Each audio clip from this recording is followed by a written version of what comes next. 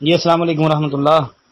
بھائی نے لکھا جی عمل الیوم ابن سنی میں حدیث ہے فرض نماز کے بعد دعا قبول ہوتی ہے. اچھا جی. عمل الیوم واللیلہ جو ابن سنی کی ہے اس کے اندر جس حدیث کی طرف بھائی کا اشارہ ہے اگر تو وہی ہے جس کی میں سمجھا ہوں تو وہ حدیث تو بھائی صحیح نہیں ہے, وہ تو موضوع ہے. اس کی سند میں عبدالعزیز بن عبد الرحمن البالسی ایک کذاب راوی ہے. امام احمد بن حنبل رحمۃ اللہ علیہ نے اپنے بیٹے عبداللہ بن احمد سے کہا تھا کہ اضرب علی احادیثہ ہی